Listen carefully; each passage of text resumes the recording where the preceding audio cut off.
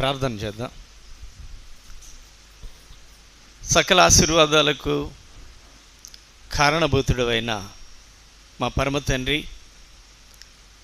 నీ పరిశుద్ధమైన నామానికి కృతజ్ఞతాస్తుతులు చెల్లిస్తూ ఉన్నాము నాయన. మమ్మల్ని ప్రేమించి ఇంతవరకు నీ దయలో మమ్మల్ని కాపాడారు, అందరి బట్టి స్తోత్రాలు.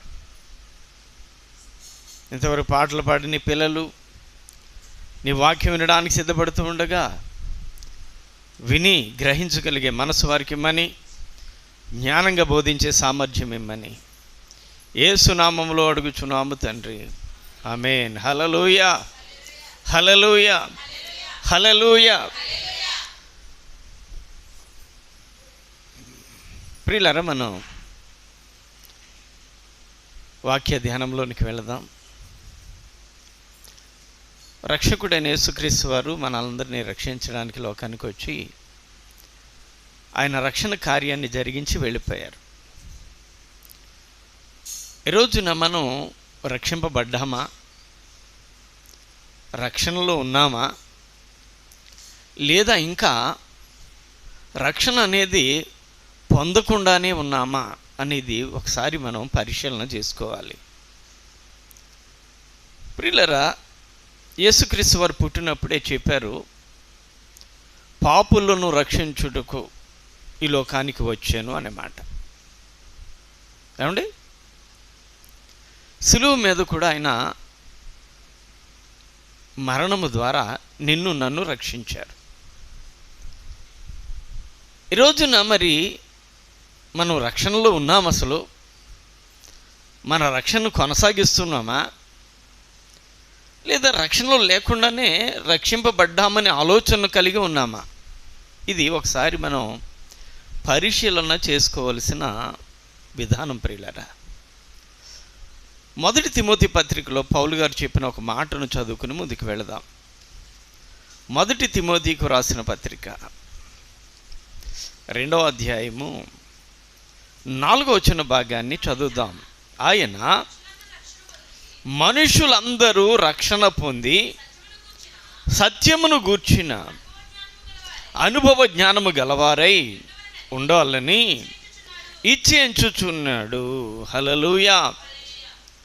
దేవాతి దేవుడట ఇచ్చ అంటే కోరిక అని చెప్పి చూసాం కదా. మనుషులందరూ రక్షణ పొందాలని, సత్యమును గూర్చిన అనుభవ జ్ఞానము గలవారై ఉండాలని ఆయన ఇష్టపడుతూ ఉన్నాడు. ఎవరో? దేవుడు. అందరూ రక్షణ పొందాలని ఇష్టపడుతూ ఉన్నాడు. ఆయన గురించిన అనుభవ జ్ఞానాన్ని సంపాదించుకోవాలని ఆయన ఇష్టపడుతూ ఉన్నాడు. ప్రియులారా, మరి మనం అసలు రక్షణ అనుభవాన్ని పొందామా అనే ప్రశ్నలో అసలు రక్షణ అంటే ఏమిటి అనేది కనబడాలి, తెలియాలి మనకి. దేనిని రక్షణ అని అంటారు అనేది ఒకసారి పరిశీలన చేస్తేనే కానీ మనం ఇప్పుడు రక్షణలో ఉన్నామో లేదో మనకు పూర్తిగా తెలియదు ప్రియులారా. పరిశుద్ధ గ్రంథంలో లూకాసు వార్తలో 19వ అధ్యాయము 9వ వచనంలో యేసుక్రీస్తు వారు పలికిన మాట, అందుకు యేసు ఇతడును అబ్రహాము కుమారుడే, ఎందుకనగా నేడు ఈ ఇంటికి రక్షణ వచ్చి ఉన్నది అని అన్నారండి. ఆ ఇంటికి అప్పటి వరకు రక్షణ లేదట అండి. అంటే ఇంట్లో వాళ్ళు రక్షణ పొందలేదు. ఆ సమయంలోనే రక్షణ వచ్చిందట, ఆ ఇంటికి రక్షణ వచ్చింది అని యేసుక్రీస్తు వారు అన్నారు. అంటే ఇప్పుడు ఏం జరిగింది, ఏం జరిగితే ఆ ఇంటికి రక్షణ వచ్చిందని యేసుక్రీస్తు వారు పలికారు అని అంటే, లోకానుసారంగా ఉన్న ఒక వ్యక్తి, లోకాశలలో పడిన ఒక వ్యక్తి, ఎవరేమనుకుంటే నాకెందుకు, నా బ్రతుకు నా ఇష్టం అనుకుంటూ పాప జీవితంలో ఉన్న ఒక వ్యక్తి యేసుక్రీస్తు వారు తన ఇంటికి రావడాన్ని బట్టి పాపస్థితిని విడిచిపెట్టాడు, పాపస్థితిని విడిచిపెట్టేశాడు. అప్పటి వరకు వాడి ధ్యేయం ఏంటంటే, జనులు పాపులు అనుకున్నా నాకేం పర్వాలా, నాకు నా జీవనం కొరకు ఏదైతే నాకు మేలో అది కావాలి అనుకుంటూ తన ఇష్టానుసారంగా బ్రతికాడు. ఈరోజున కూడా చాలామంది నా బ్రతుకు నా ఇష్టం, ఎవరేమనుకుంటే నాకెందుకు అనుకుని ఈ దినాల్లో కూడా చాలామంది బ్రతుకుతూ ఉన్నారు. సరే, లోకస్తులు ఎలా బ్రతుకుతారో మనకెందుకు, కానీ క్రీస్తులోనికి వచ్చిన వారు అయితే గమనించుకోవాలి. నేను ఇంకా దేవుని పేరు పెట్టుకుని లోకస్తురాలుగానే లోకస్తుడిగానే బ్రతుకుతున్నానా, లేకపోతే నేను దేవునికి అనుకూలంగా బ్రతుకుతున్నానా అని ఆలోచన చేసుకోవాలి మనమైతే. ఇతడు అలా బ్రతికాడు, కానీ యేసుక్రీస్తు వారు ఇంటిలో అడుగు పెట్టడానికి ఇష్టపడ్డారు. ఇంటికి వస్తున్న తరుణంలో ఒక నిర్ణయాన్ని తీసుకున్నాడు.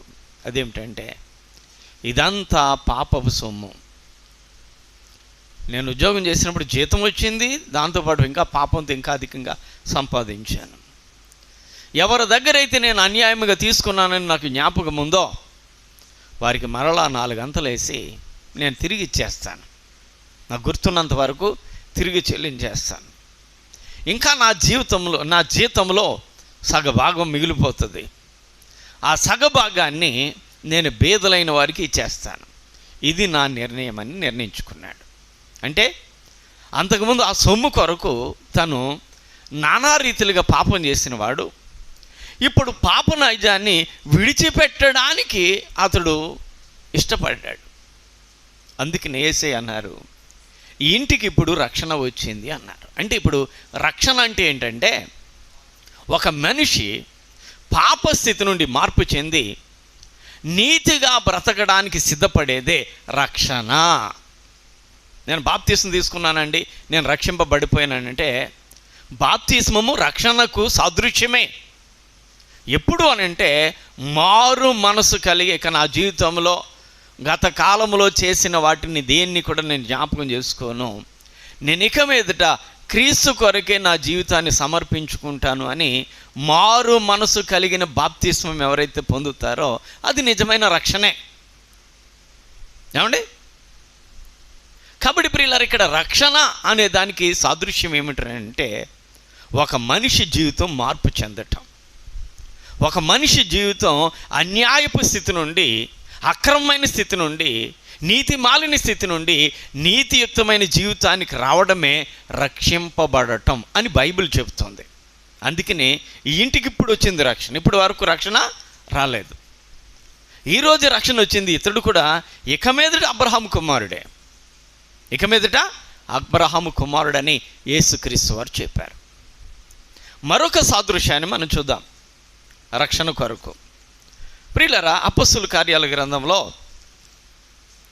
అపొస్తలుల కార్యాల గ్రంథం 16వ అధ్యాయము 30 వచన భాగాన్ని చదువుదాం. వచనం 30. అమ్మా, వారిని వెలుపలికి తీసుకుని వచ్చి, అయ్యలారా, రక్షణ పొందుటకు నేనేమి చేయవలెననెను. హల్లెలూయా. ఇక్కడ ఒక చెరసాల నాయకుడు సేవకులను అడుగుతున్న మాట. ఏమని అడుగుతున్నాడు? అయ్యలారా, రక్షణ పొందుటకు నేనేమి చెయ్యాలి అని అంటున్నాడు. అంటే ఇప్పుడు అతడు రక్షణ అంటే ఏది గమనించాడో ఒకసారి మనం పరిశీలన చేయగలిగితే, పౌలు శీలలు అనబడిన వారు చెరలో వేయబడ్డారు. చెరలో వేయబడిన తర్వాత వాళ్ళు అర్ధరాత్రి వేళ పాటలు పాడుతూ ప్రార్థన చేస్తున్నారు. ఖైదీలందరూ వింటున్నారు. ఈ లోపుగా అకస్మాత్తుగా ఒక భూకంపం వచ్చేసి చెరసాల పునాదులన్నీ కూడా పగిలిపోయి అదిరిపోయి తలుపులన్నీ కూడా తెరుచుకోవడం జరిగింది. వీళ్ళకు బంధకాలు వేశారు, ఆ బంధకాలు ఊడిపోయినాయి. అంటే భూకంపం వచ్చి అక్కడ వారి బంధకాలు ఊడిపోయినాయి. అప్పుడు చెరసాల నాయకుడు అనుకున్నాడు, బంధకాలు ఊడిపోయినాయి కనుక తలుపులన్నీ తెరుచుకున్నాయి, చెరసాల్లో ఉన్న ప్రతి వారు కూడా పారిపోయి ఉంటారు, ఇక పై అధికారులు వచ్చి నన్ను నిలదీసి నన్ను సస్పెండ్ చేస్తారు, ఇక నా ఉద్యోగం తీసేస్తారు, ఇక నా బ్రతికి ఎందుకున్నట అతడు తన్ను తాను చంపుకునే ప్రయత్నం అయితే చేశాడట అండి. కత్తి తీసుకొని చంపుకోవాలనుకున్నాడట. ఈ లోపుగా పౌలు చూసి, అయ్యా నీవే హాని చేసుకోవద్దు, మేము ఇక్కడే ఉన్నాము అని చెప్పాడట అండి. మేము ఇక్కడే ఉన్నాం అంటే నేను, నాతో ఉన్న ఆ సేవకుడు ఉన్నాం. మేమే కాదు, ఈ జైలులో ఉన్న ప్రతి ఒక్క ఖైదీ కూడా ఇక్కడే ఉన్నాడు, ఎవరు పారిపోలేదు, నీవు మాత్రం అఘాయిత్యం చేసుకోవద్దు అని చెప్పి ఆ యొక్క చెరసాల నాయకుడికి చెప్పాడంట. ఆ విషయాన్ని గమనించాడు, దీపం తెమ్మన్నాడు, వాళ్ళందరిని చూశాడు. అందరూ ఉన్నారా? అందరూ ఉన్నారు. వెంటనే ఆ పరిస్థితిని ఎప్పుడైతే గమనించాడో అప్పుడు అతను పలుకుతున్న మాట అన్నమాట. చూడండి, అతడు దీపము తెమ్మని చెప్పి లోపలికి వచ్చి వణుకుచూ పౌలును శీలను సాగిలపడి వారిని వెలుపలికి తీసుకుని వచ్చి, అయ్యలారా, రక్షణ పొందుటకు నేనేమి చేయవలను అని అడిగా. అంటే ఇప్పుడు ఇతని దృష్టిలో రక్షణ అంటే ఏంటంటే, వారు ఏది ఖైదు చేయబడిన వారు చెరసాల తలుపులు తెరవబడ్డా ఎప్పుడైతే పారిపోకుండా ఉన్నారో దాన్ని ఒక నీతిగాను, ఒక నిజాయితీ గల వ్యక్తిగాను గమనించి అంత నిజాయితీగా బ్రతకాలనంటే నేనేం చేయాలి అంటే, ఇప్పుడు తన దృష్టిలో రక్షణ అంటే నిజాయితీగా బ్రతకటం, అంతేనా? ఇందాక రక్షణ అంటే పాపం చేయకుండా, ఇక పాపపు జోలికి పోకుండా బ్రతకడమే రక్షణ అన్నట్టుగా ఇందాక మనము జక్కయ్య సాదృశ్యంలో మనం చూస్తాం. ఇక్కడ రక్షణ అంటే ఏంటి? రక్షణ అంటే నీతిగా బ్రతకటం, నీతిగా బ్రతకడమే రక్షణ అన్నట్టుగా ఇక్కడ తెలియజేయబడుతుంది. కాబట్టి నేను అంత నీతిగా బ్రతకాలంటే ఏం చేయాలి? మీకులాగా ఆ నీతిని కలిగి ఉండాలంటే నేనేం చేయాలి అని ఆ చెరసాల నాయకుడు అడుగుతూ ఉంటే అప్పుడు వారు అన్నారు, అందుకు వారు ప్రభుని యేసునందు విశ్వాసం ఉంచు, అప్పుడు నీవును నీ ఇంటి వారును రక్షణ పొందుదురని చెప్పి అతనికిని అతని ఇంటనున్న వారందరికీ దేవుని వాక్యము బోధించిరి. దేవుని గురించి చెప్పారు. ఇదిగో మన దేవుడు యేసుక్రీస్తు వారు మనుషులందరిని రక్షించడానికి వచ్చాడు. ఆయన లోకంలోనికి వచ్చి ఏ పాపము చేయలేదు. లోకంలో పాపం ఉంది అసలు, కానీ ఆ పాపము ఏమాత్రం కూడా అంటకుండా తన్ను తాను జాగ్రత్తగా బ్రతికాడు. మనుషులందరి యొక్క పాపాలు తొలగిపోవాలని సిలువ మరణం మీద చనిపోయాడు. కాబట్టి ఆ ప్రభునందు విశ్వాసం ఉంచితే నీవు కూడా అలాగ నీతిగా బ్రతకగలుగుతావు. అదే రక్షణ అంటే అని చెప్పాడండి. అప్పుడు వాళ్ళందరూ కూడా, ఆ ఇంటి వారందరూ కూడా వాక్యాన్ని విని బాప్తిసం పొందారని బైబిల్ కనబడుతుంది. అంటే ఇప్పుడు రక్షణ అంటే నీతి గల జీవితము, అది గమనించాలి. రక్షణ అంటే ఏంటి? ఇప్పుడు నీతి గలది. అంటే ఇప్పుడు ప్రభు కోరిక ఏంటి? మనుషులందరూ కూడా యేసును అంగీకరించి ప్రతి ఒక్కరూ కూడా నీతిగా బ్రతకాలి అనేది ప్రభు యొక్క కోరికగా కనబడుతుంది మనకి. ఈ రోజున మనము ప్రభునందు విశ్వాసం ఉంచాం, కానీ నీతిగా బ్రతికేవారు ఎంతమంది అని మనం పరీక్షించుకుంటే ఎంతమంది కనపడతారండి? చాలామంది అంటారు అది అదే ఇది ఇదే. ఏదేది? గుడికి వెళ్ళినప్పుడు ఉండే భక్తే, బయటికి వెళ్ళాక లోకానుసారంగా చేయాల్సిన పనులు చేయాల్సినవే. అది అదే ఇది అది అంటారు, కానీ ప్రభు ఒప్పుకోడండి ప్రియులారా. ప్రభు దాన్ని అంగీకరించడానికి అవకాశం లేదు. ప్రభుని ఎప్పుడైతే అంగీకరించావో నీ జీవితం అనే దానిలో మార్పు అనేది కనబడాలా. ఆ మార్పు ఎప్పటి వరకు ఉండాలని అంటే నీ జీవిత కాలము కూడా ఆ మార్పును కనుపరుస్తూనే ఉండాలి. అంటే రక్షణను పొందాలి, రక్షణ పొంది ఆ రక్షణను కొనసాగించాలి అంటాడు. రక్షణ ఏం చేయాలి? చూడండి, ఫిలిప్పీలకు రాసిన పత్రికలో, ఫిలిప్పీలకు రాసిన పత్రిక 2వ అధ్యాయము 12వ వచనంలో, నా ప్రియులరా మీరు ఎల్లప్పుడూ విధేయులైన ప్రకారము నా ఎదుట ఉన్నప్పుడు మాత్రమే గాక మరి ఎక్కువగా నేను మీతో లేని కాలమందును భయముతోనూ వణుకుతోనూ మీ సొంత రక్షణను కొనసాగించుడి. హల్లెలూయా.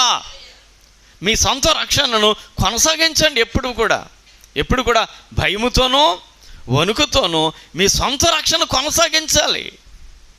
రక్షణ పొందాలి. ఆ రక్షణ ఏం చేయాలి? మీరు భయముతో కొనసాగించాలి. అమ్మో ప్రభు చూస్తున్నాడు బాబోయ్, కాబట్టి నా నీతిని ఏమాత్రం కూడా వదలకూడదు, నా యథార్థతని ఏమాత్రం కూడా వదలకూడదు, నేను ఎట్టి పరిస్థితులను పాపంలో పడకూడదు అని ఆ భయముతో మీ రక్షణ కొనసాగించండి అని అంటున్నాడు. మరి ఈ రోజున మనం గమనిస్తే ఇలాగ రక్షణ పొందిన వారు ఎంతమంది? అందుకనే యేసుక్రీస్తు వారు అంటారు ఏమని? రక్షణ పొందువారు కొందరే. ఎంతమంది అటండి? ఏమా రక్షణ పొందేవారు ఎంతమంది? కొందరే అని యేసుక్రీస్తు వారు మాట్లాడుతారు ప్రియులారా. ఎందుకు కొందరేనంటే మనుషులు దేవుని వాక్యాన్ని వింటున్నారు, కానీ ఆ వాక్యము వారిలో ఉండకుండా పోతుంది. అది చూడండి, లూకా సువార్తలో ఒక మాటను మనం చూస్తే, లూకా సువార్త 8వ అధ్యాయంలో, లూకా సువార్త 8వ అధ్యాయంలో వచనం 12 చదువుకుందాం. వినువారు కానీ నమ్మి రక్షణ పొందకుండునట్లు అపవాది వచ్చి వారి హృదయంలో నుండి వాక్యమును ఎత్తుకొని పోవును. చూసారండి, ఇక్కడ ఏమని చెప్తున్నాడు? వాక్యం వింటారట, కానీ వాక్యము వారి హృదయంలో ఉండకుండా ఏం జరుగుతుంది?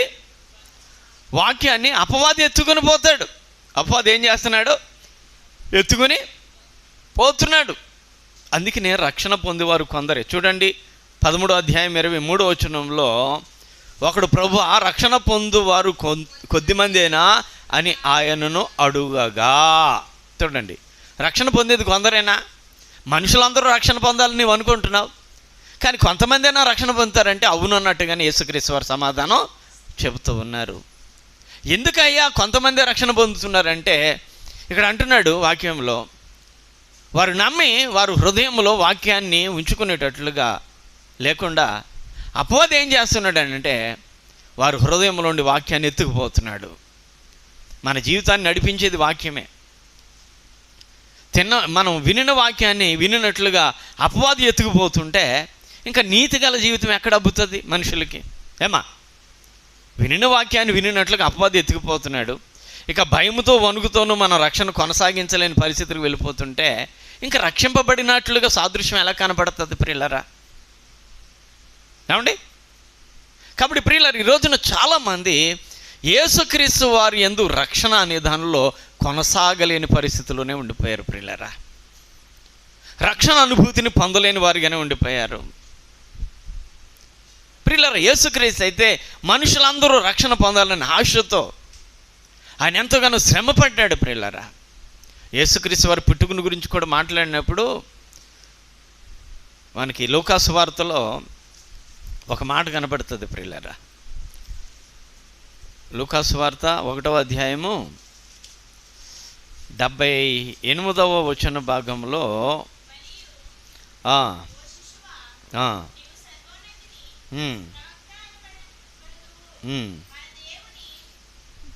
చదువురా.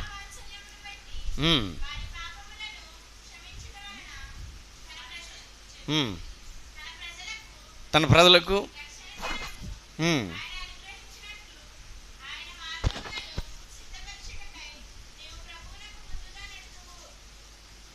చదువు చదువు చదువు.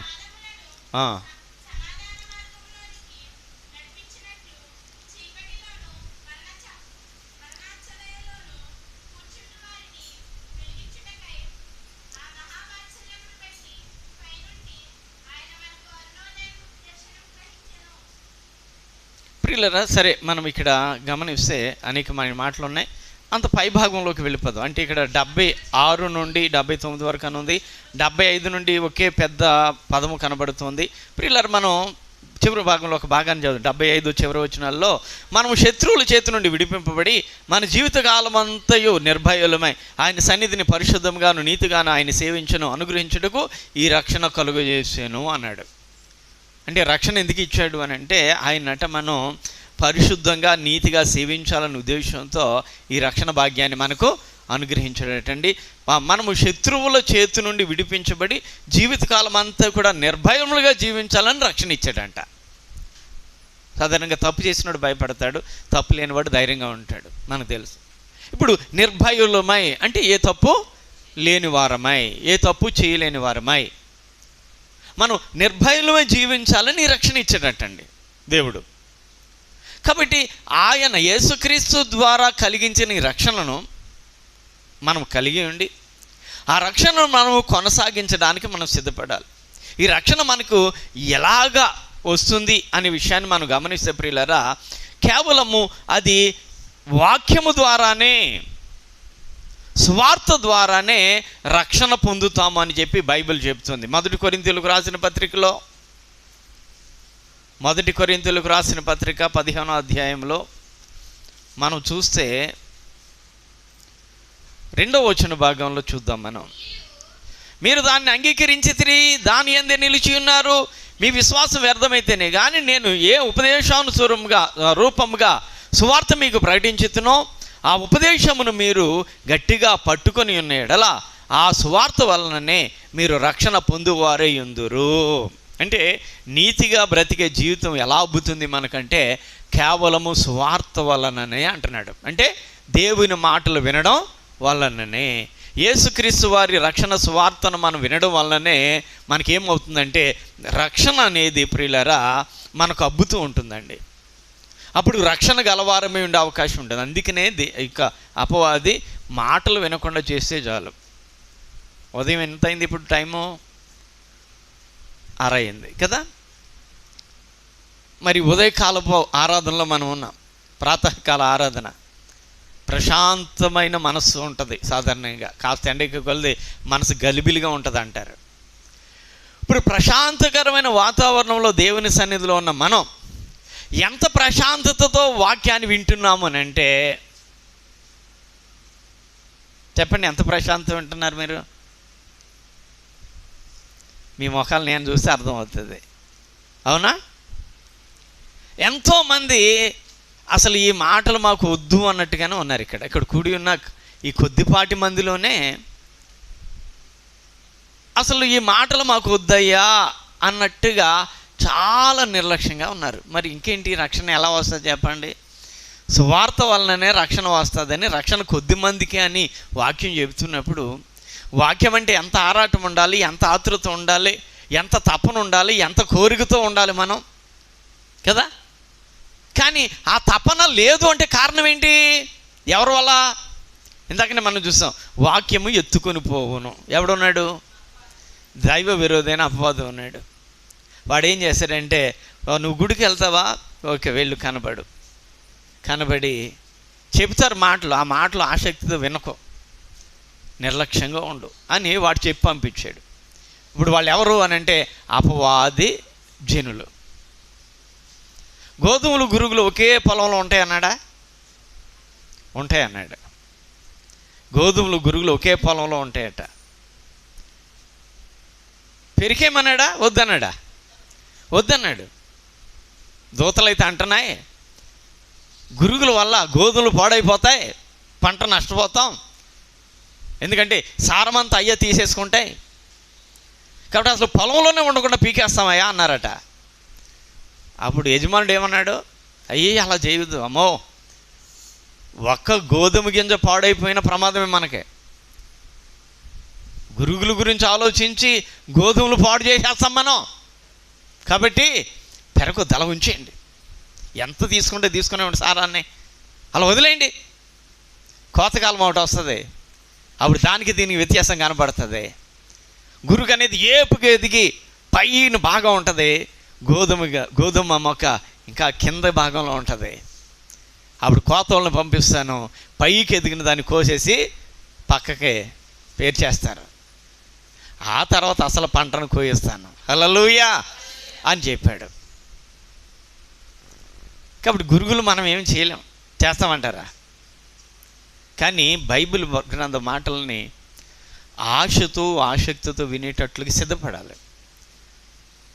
ఇప్పుడు బాధ ఉన్న వాళ్ళకి నిద్ర వస్తుందండి? ఏమా? సమస్య ఉంది, వేదన ఉంది, దుఃఖం ఉంది, ఇంట్లో ఆర్థిక ఇబ్బందులు, తినడానికి తిండి లేదు, ఆర్థికంగా సమస్య ఉంది, అనేక రకాల ఇబ్బందులు, నిద్ర వస్తుందా? రాదు. అదే అన్ని రకాలుగా సమృద్ధి ఉంది, ఎక్కడికి వెళ్ళినా పడుకుంటాం, అవునా? ఇంక వీళ్ళకి ఏ బాధ బంది ఏంటమ్మా, ఎక్కడ పడితే అక్కడ పడు, ఇంకా వాళ్ళకి ఏ ఇబ్బంది లేదుక, కాబట్టి ప్రతి చోట పడుకుంటారు. అలాగే దేవుని మందిరంలో పడుకునే వాళ్ళ పరిస్థితి ప్రశాంతంగా ఉంది, వాళ్ళకి ఏ సమస్య లేదు. కానీ ఒక రోజున అగ్నిగుండానికి వెళ్తారేమో, జాగ్రత్త, అదొకటి చూసుకుంటే చాలు. హల్లెలూయా. ప్రియులారా, రక్షణ అనే దాన్ని చూస్తున్నాం మనం. రక్షణ అంటే నీతిగా బ్రతికే బ్రతుకుని రక్షణ అన్నాడు దేవుడు. కాబట్టి నీతిగా బ్రతకాలంటే సువార్తను మనం వినాలి. ఏమంటున్నాడు? రక్షణ సువార్త, రక్షణ సువార్తను మనం వినాలి. సువార్త వల్లనే వారు రక్షింపబడి ఉన్నారు అన్నాడు బైబిల్లో, అవునా? సువార్త వల్లనే మీరు రక్షణ పొందువారే ఉంటారు అన్నాడండి. రక్షణ గురించి రోమాపత్రికలో మాట్లాడితే ఏమన్నాడో చూద్దాం ఒకసారి. మనం 10వ అధ్యాయము,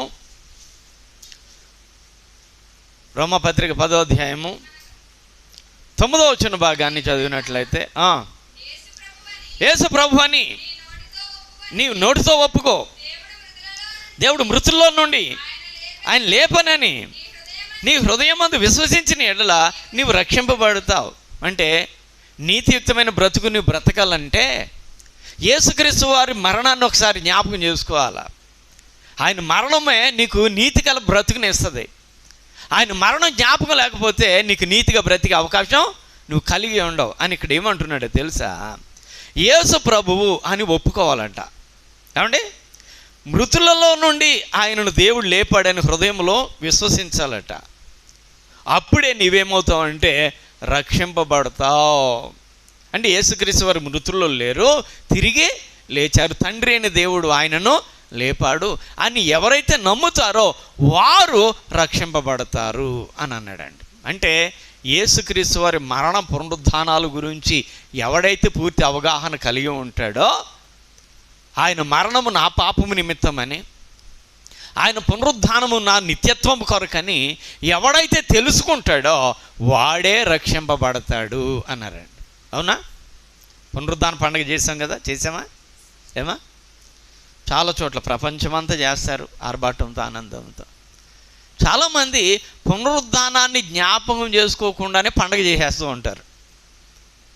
పునరుద్ధానాన్ని జ్ఞాపకం చేసుకోకుండానే పండుగ చేసేస్తారు. ఎందుకంటే ఒక అలవాటుగా, పండుగ అనేది ఒక అలవాటుగా, ఒక ఆచారముగా అది మారిపోయిందే తప్ప హృదయ సంబంధమైన ఆనందానికి గుర్తుగా మాత్రం లేకపోయింది ప్రియులారా. అందుకని అంటున్నాడు హృదయంలో ఉండాలి. ఆ మాట ఎక్కడ ఉండాలి మరి? హృదయంలో ఉండాలి అని అంటే రక్షణ సువార్త మాట ఎక్కడి నుంచి ఎక్కడికి వెళ్ళాలి? హృదయం ఇక్కడ ఉందండి. ఇక్కడున్న హృదయంలోనికి దేవుని మాట వెళ్ళాలి. ఎక్కడి నుంచి వెళ్ళాలి?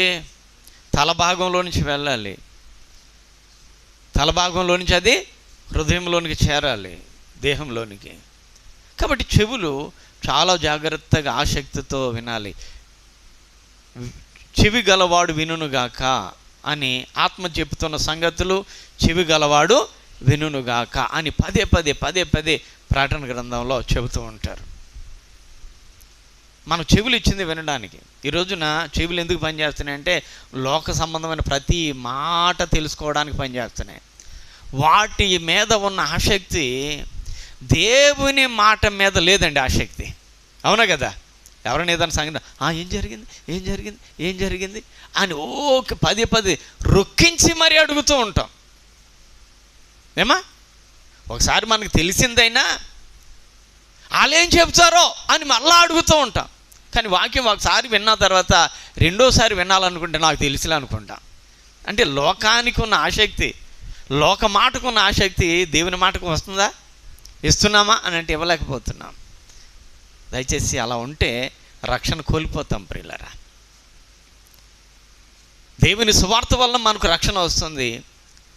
ఆ సువార్త వల్ల వచ్చిన రక్షణ జీవితకాలం మనం కొనసాగించాలి. అలా కొనసాగించాలంటే ఆ రక్షణ సంబంధమైన మాటలు మన హృదయంలో ఉండాలి.